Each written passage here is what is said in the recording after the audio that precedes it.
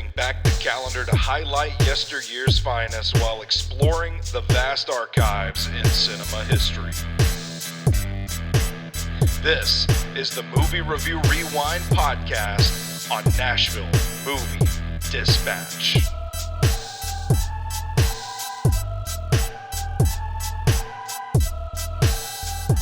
Welcome back for another episode of the Movie Review Rewind podcast right here on Nashville Movie Dispatch.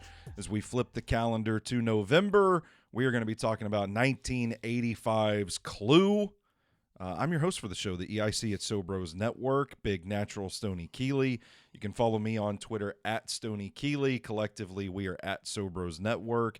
And you can check out all of our work at nashvillemoviedispatch.substack.com. As usual, joined by my co-host for the Movie Review Rewind podcast. He is a board member of the Music City Film Critics Association. He is a member of the Southeastern Film Critics Association. He's our resident film critic here on Nashville Movie Dispatch, Mr. Big Shot himself, Brandon Vick. Brandon, how you doing today, my man? Oh, not too bad. How do you feel after watching Clue? When's the last time you had seen this? Had you ever seen this? I don't think I've ever seen it. Yeah. I don't think so. That's because that was mid-'80s, right? It was 1985, yeah. So we weren't born yet. No. And I don't, it was kind of like I knew about it, but then never really watched it. So, I mean this is a cult film. Oh, yeah. Even though the IP of Clue, the board game that it's sure. based off of, is one of the, it is an institution in American pop culture. Well, but this film was still considered a cult film back in the day. I think I played Clue maybe 3 times in my life. I was going to ask if you're a big fan of the board game. No, not really. I was Candyland, Trouble, Sorry. Yeah. I like those. But I do remember playing it at least once or twice. I think when we were kids, there was a big board game craze. Because we had like Trouble, where you popped the little thing. Yeah. You had Sorry, like you mentioned, Life. Candyland, Life, all of these good ones. Life took a good portion of your life to do. Yeah, that and Monopoly, man. Oh, God, yeah. But I'll tell you what, I'll give Monopoly credit. No better way to burn an afternoon in the wintertime. If it's snowing, you can't go outside. And you can burn bridges with your family. Yeah, you can. That too. So, yeah. So I feel like we had, I don't want to say like a golden age. I'm sure it only feels that way because it was our childhood. Yeah. We had a lot of good board games. Yeah, and back then, fair.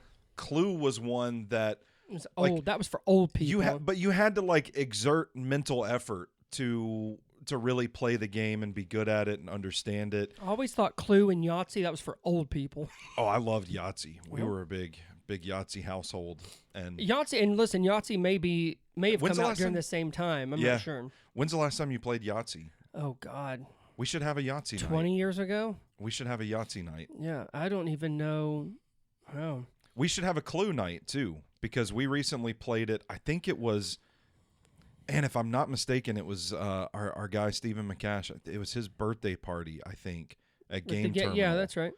And, well, no, it wasn't his birthday party because it was... it was to celebrate. It was summertime, though. It was hot outside, and his birthday's in January. Well, we went there for it. Yeah, because I know he got a hat for his birthday. I know. I remember that. I just know McCash and Heather were there, and they mentioned Clue, and we brought it out and played out back. Oh, okay. No, this was a different time. This was not. You might not have been there. I don't think I was. You might not have been there, but we played Clue at Game Terminal in Nashville, and it was really fun. Now, I will tell you, I haven't played Yahtzee in 20 years, but I throw dice every other Saturday in a back alley at Printer's Alley. I do like that. But my point, I just never played. Yeah, it was always the candy. But you're right. As a kid, I mean, those just kind of seem more fun. Yeah. Than Clue, and I'm sure I'm forgetting something else that was like probably a staple Risk. in like everything. I never played that. That was a little too involved. Yeah. I've been thinking about getting into that since I'm an adult now. Adult now? Yeah. Aren't you busy enough? Yeah, ain't that the truth? Who has time for Risk, really? I'm lucky to just get a few minutes to work on my puzzles. Well, shit, no, you can't take on Risk. Yeah, but my point being that Clue is one of those games that I feel like for us kids in the 90s. We had much simpler options that were a lot more fun. Yeah, more colorful. We got to like hit stuff and this is about smash murder. stuff. This is about murder. So, but when I went back and replayed it as an adult, I was like, "Oh man, this is a really fun game. I actually really am really vibing with this." And we actually went after that and bought Clue, and I think it's still sitting in the wrapper in our closet. I was gonna say, that much fun. Have they updated it?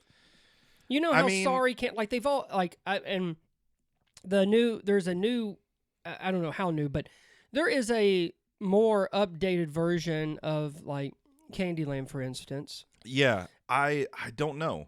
Monopoly, I think you just pay with crypto. Yeah, I haven't. So I'm not. But I know they have the electronic banking Monopoly. Yeah, I do have that one. It's really nice with the cards, and you don't have to. Yeah. Even that was probably 10 or 15 years ago, but yes, I do have that. That's crazy. I like the old school. I like where you got that colorful money. I know Target does a line of like vintage board games, and they come in like these little boxes that look like books that you can sit on your shelf. Oh yeah, it's really cool. And they have like Yahtzee, Sorry. There's two other. There's four, and they're all different colors. And actually, now that we're talking about this out loud, I'm like, I want to go see if they have Clue. Go. Yeah. So that it can also sit in our as soon as you're done closet. boycotting Target, you can go.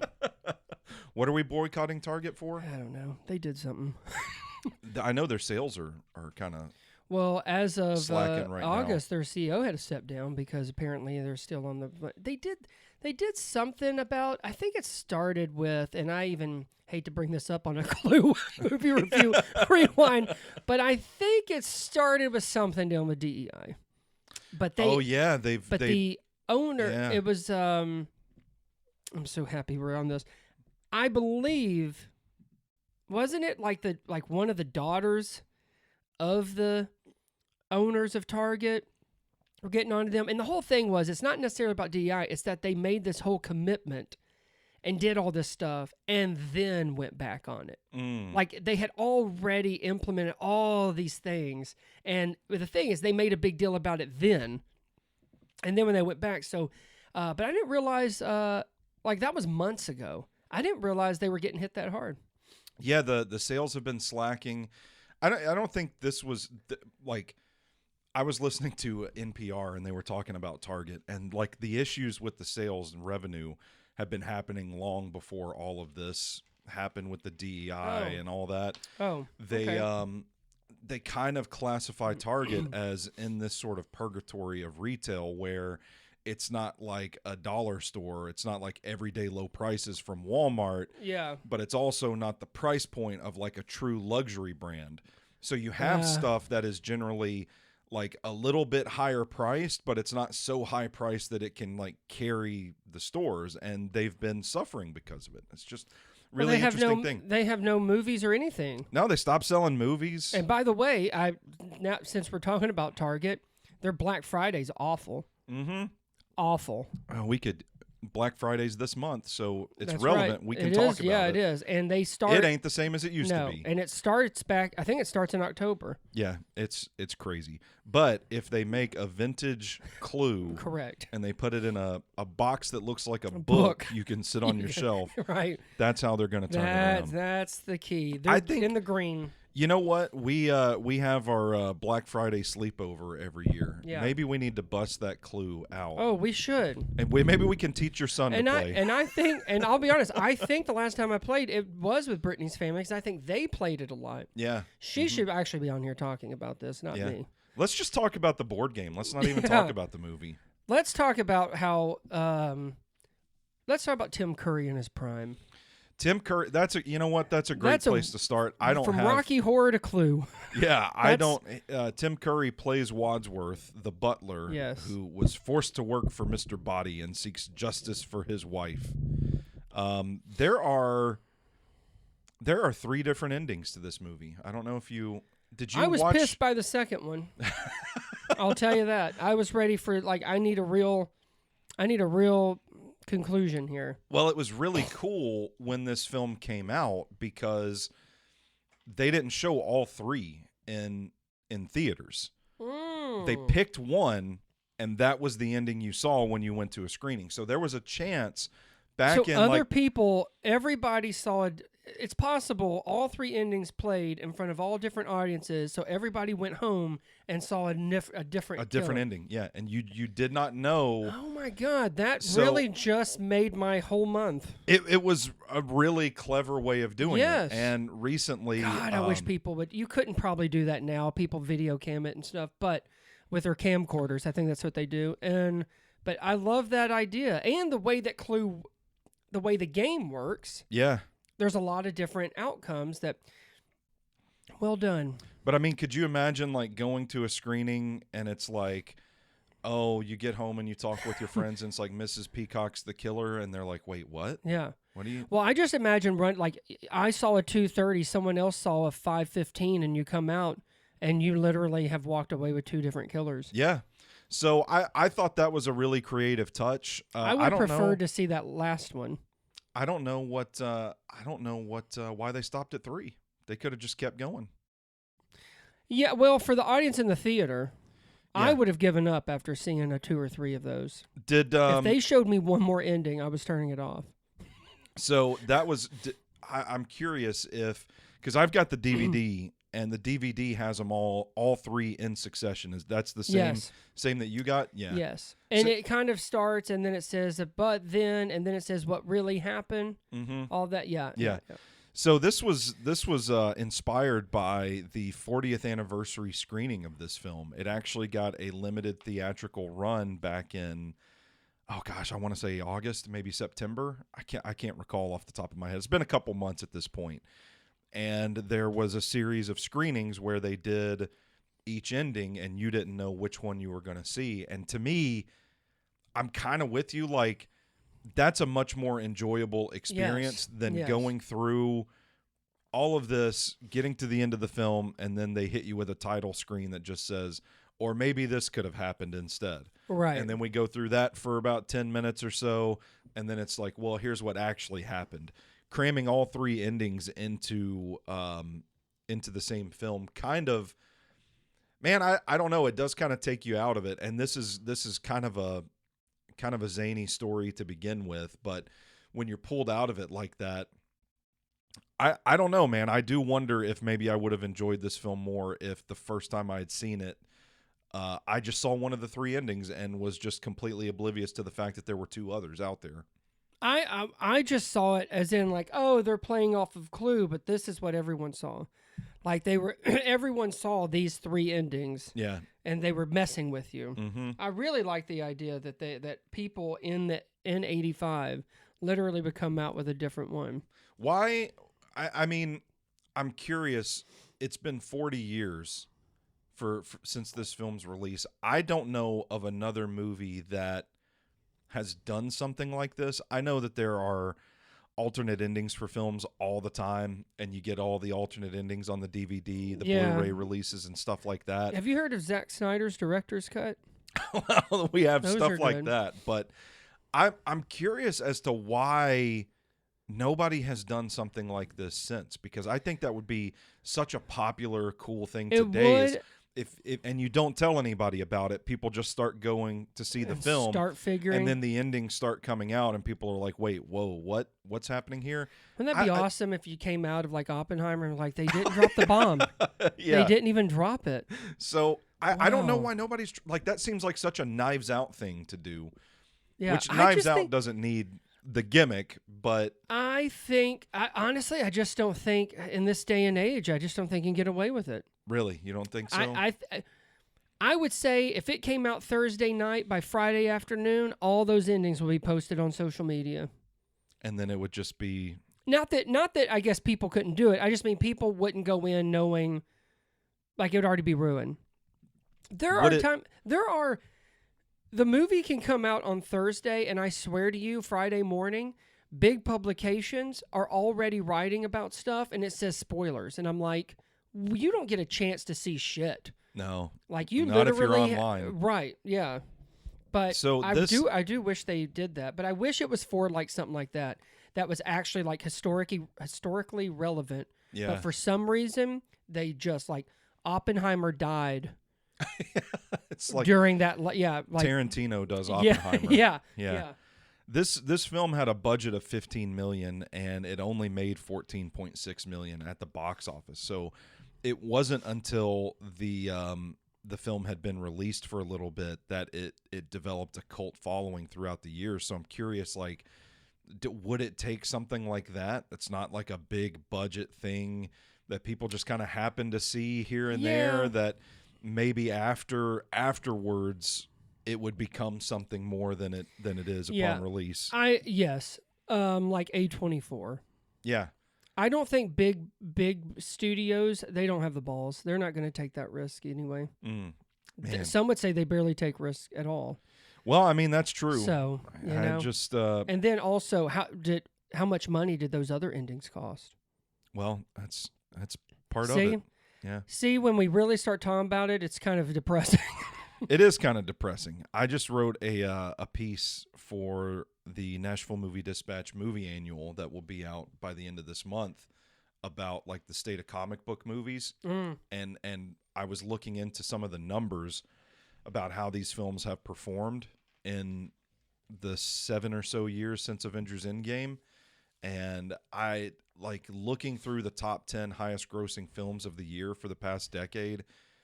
It's really depressing. I mean, it feels like these are products and not films. Oh yeah. And it feels like walking down the toy aisle of a Target or a Walmart where you like, oh, here's Star Wars, here's Marvel, here's DC, here's Disney. Was it in August? I think Frank Grillo talked about how Winter Soldier, Winter Soldier, Civil War, one of them, it was the best MCU movie. And that he hopes that they can get back to basically that quality of movie making more than just being a spectacle, but have nothing riding on it. It was, and I wrote in that piece, I wrote, Marvel seems to be focusing less on quality and more on quantity. And which supposedly, right, Kevin Feige and them decided that Kevin Feige was quoted as saying that Marvel is starting to feel like homework to people.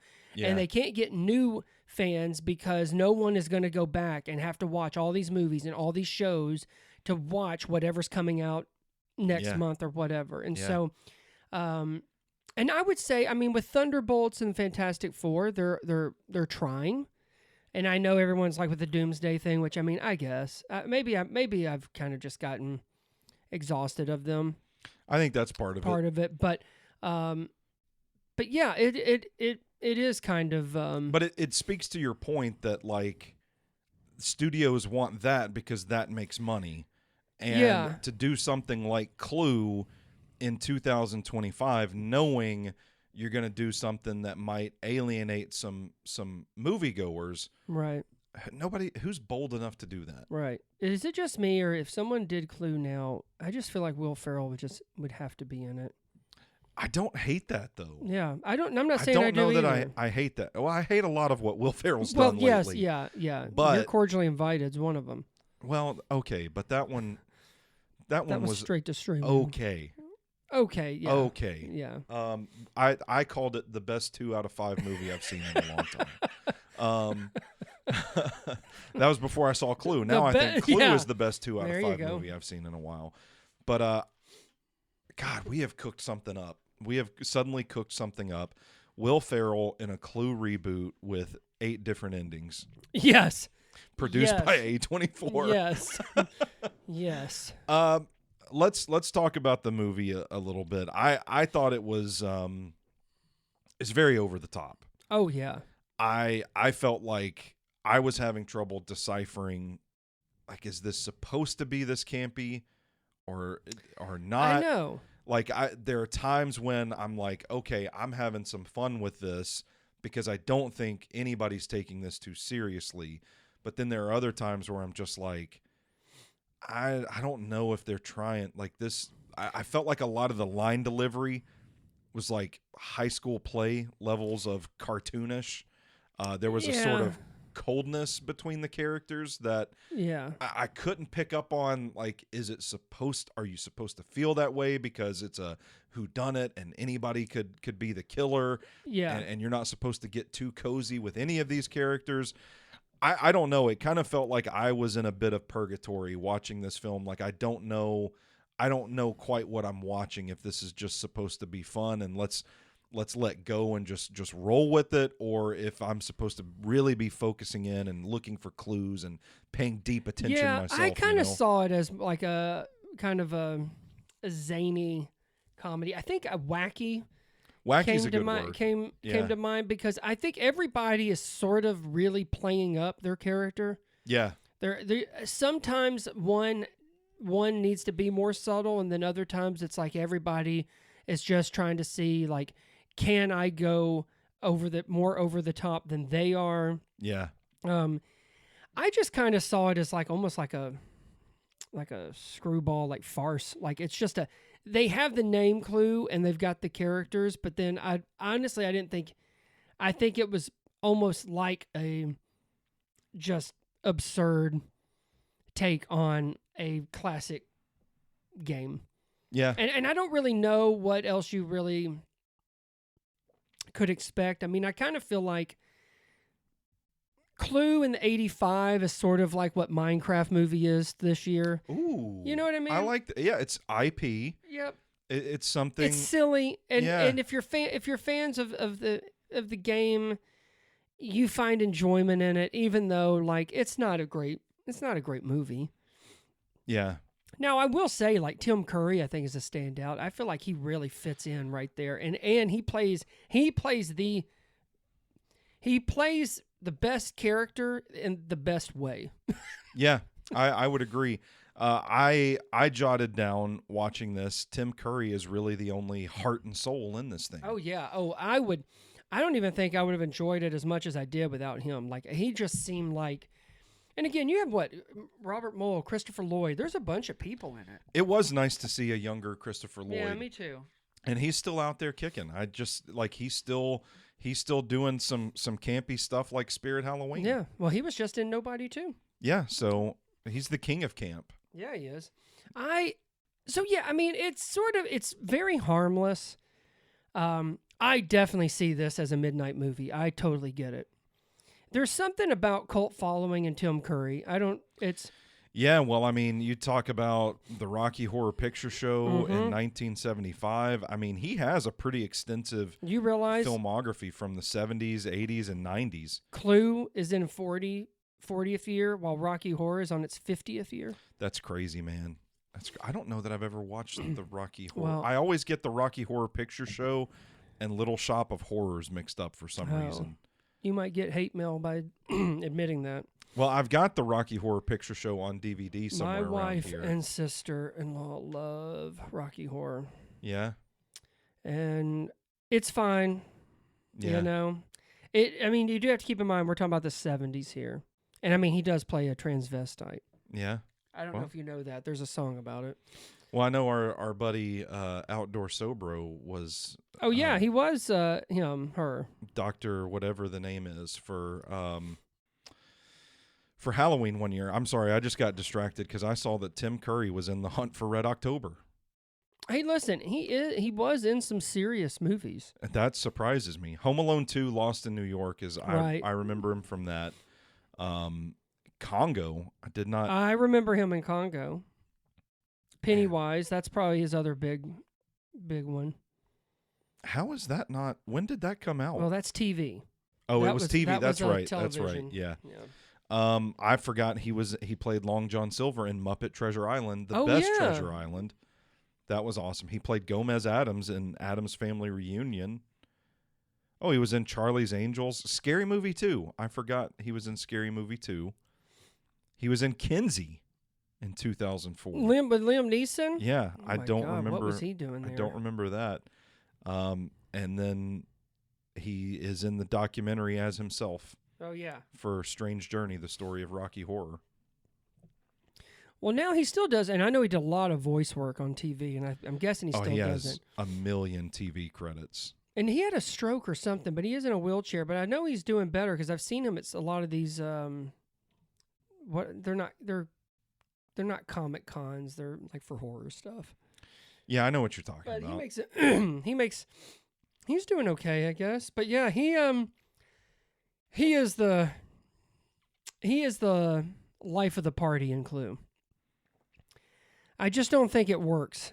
Which, I mean, that character, that's kind of meant, everybody's kind of, circling around him, He's the son and everybody else is doing their thing. But yeah, I mean, again, it's just It just blew my mind. What happened? I'm sorry, I was Breaking listening. news? I was listening That's to you. fine. I had no idea he was the voice of Nigel Thornberry in The Wild Thornberrys. And now I can't hear it yeah. when I think about Nigel Thornberry. A lot of Nickelodeon shows. I mean, he has, my goodness, I had no idea Tim Curry had such a filmography. Well, voice mainly. Yeah, but yeah. yes.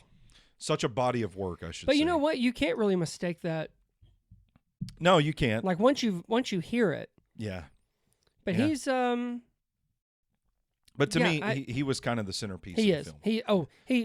He definitely is. And he's that in Rocky Horror. Yeah. I mean, it's kind of funny because I don't think a lot of people realize just how much of a what's the word? Just kind of how much he, like the charisma and everything that he brings to these characters. Yeah. And again, I know I would say Pennywise and Rocky Horror is probably his two big ones for most people. But yeah, I remember telling my wife while we were watching Clue, I'm like, if Tim Curry seems to just kind of be connected to like what kind of movie this is and what his role is, and it makes the movie more enjoyable than I think it would be if you had, even if someone else, like if one of the other actors, like if a couple of them switched characters, I don't think it would play the same. And I honestly, I don't even know if I would have been as entertained. I think there were some good filmmaking aspects to this thing. I don't want to just completely shit all over Clue. And the way I've told it to people, or the way I've explained my feelings about this film to people, is that it's not a good movie, but I love it because I've watched this thing like 3 times. It is a great like movie night film where like you can put something on, you pop some popcorn, you're not really paying attention. Yeah. You might have some other stuff like it's going something on where you have like. You got like 8 people over. Yeah. It's good party movie. You don't have to focus. Yeah. No one has to be quiet. 2 people are having sex under a blanket on the other side of the room. Exactly. You're trying to clean the nacho cheese you just spilt on the couch. Right. There's a bunch of stuff going on. I get it. Yeah. And who better than Tim Curry to lead you through it? That's what I'm saying. I was looking at, so Jonathan Lynn is who directed this. And I was thinking he directed some other stuff, which he did, stuff I actually know. My Cousin Vinny. Oh, wow. That's a title I haven't heard in a while. Sergeant Bilko. Remember that? Steve Martin. Yeah. He's got some chops in one the of genre. the last things he did, it seems like he stopped. He did a little bit of TV, but is The Whole 9 Yards. That's a good film. And The Fighting Temptations. I never saw that. With Cuba Gooding Jr. and Beyonce. And then something called Wild Target, and then Yes, Prime Minister in 2013. Seems like he did a lot of writing, and he does have some other stuff. He's still around. But yeah, but honestly, before that, he did one movie in '83 called Arms and the Man, and then Clue was his second feature. Arms and the Man had Richard Briers, Peter Egan. That was it. And actually, he was a co-director, so it looks like that. I think Clue may have been his first solo. It's quite movie. Quite the debut then, quite the first feature, if you will. But I do think, like, he wrote the screenplay along, and the story was by John Landis. Damn. Yep, and then Anthony E. Pratt, in case anyone knows, he's uncredited. He did the board game. Man. How about that? Are you surprised they haven't tried to reboot this? Yeah, I am. And have they not? Well, they made the sequel in 1995 called Clueless. Oh, I get it. But I know I've been a little hard on this movie in this episode. I do enjoy it, and I do think there are some like good filmmaking aspects of it. I love the house itself, the setting. I think it does a good job of looking both majestic and conveying that sense of like royalty. You know, this is a wealthy elite that lives here, but at the same time, I do think they make it look quite haunting. And I think the storm coming at the beginning of the film, the guests are arriving as it's pouring down rain, thunder and lightning. I thought that was a really interesting bit of foreshadowing, like, oh, the storm to come. I think it adds to, there's kind of like an old school storytelling quality to it, where it's like on a dark and stormy night in a fancy mansion. Like, I thought I was watching Nosferatu. Yeah, it could have been. I got scared. So, I mean, there were things that I really liked about it. I felt like it was a good testament to the fun nature of actually playing the game. Like, it's, yes, I think that's its biggest strength. Is it literally is they're the pieces. Yeah, it kind of feels like, you know, when you're sitting down to play the game, it's like you're not trying to solve an actual murder. The point is you're having fun with your family and friends, and that's kind of what the spirit of this movie feels like as well. Even like the murder. I mean, this is like PG. I mean, it knows what it is. Yeah. I think this movie I would hate if it was not so self-aware of what it's doing and what it's based on. Yeah. I will say the look and the sound of the film kind of felt a little behind the times. Like, it came out in 1985. You could have said 1965 and I wouldn't have argued with it. But then I'm like, but is it like, I don't want to say on purpose, but I almost feel like in the era it's playing in, that maybe they wanted to give it sort of that look and feel. Yeah. I might be giving it more credit than it deserves. Well, but I mean, you also think like it didn't have that big of a budget either. Well, true. And if this is, which according to IMDb, it is his director's first time as a solo, he probably can't get that much. And then, like, who all is really famous in '85, right? Yeah. Because I don't think Christopher Lloyd, I don't think he's done Back to the Future yet, but I think he's on his way. Let's see. Because I've got his filmography pulled up. Let's see. No, Back to the Future was 1985. It was the same year. Oh, okay. Oh, so they got him. They got him cheap. Then he blew up. I was thinking it was done in 85 or 86. Yeah, and then part 2 and part 3 were 89 and 90. Yeah. So yeah, nobody really knew him. Man, he was in some real classics of the era. Who Framed Roger Rabbit? Oh yeah. The Addams Family. I forgot he was Uncle Fester. Mm-hmm. He was in Dennis the Menace. Yeah. Angels in the Outfield. Mm-hmm. How could we forget The Page Master? Yeah. Man, that's a filmography. Yeah, it is. Just so you know, there is a new Clue coming. Is that right? Yes. And you know what? I feel kind of foolish because I remember reading it because I saw who was in it, and I remember. So first of all, it looks like the director is he has done The Muppets and Muppets Most Wanted. He's done Flight of the Conchords, some Percy Jackson stuff, Dora the Explorer. So he's done some stuff. Looks like Flight of the Conchords, the Ali G show. He's done a lot of stuff. His name is James Bobin.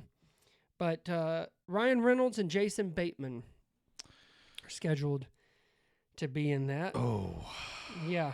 I don't know how I feel about Ryan Reynolds right now. I don't either, to be honest with you. I'm going to be honest. Jason Bateman might be enough to move the needle for me. Ryan Reynolds kind of pulls it back in the other direction right now. I think we're a little Ryan Reynolds out, if you will. Well, you know what? A new movie remake with Ryan Reynolds, Jason Bateman is not moving forward. The project was reportedly stalled after the Disney acquisition of 20th Century Fox and a shift in Hasbro's strategy for the property.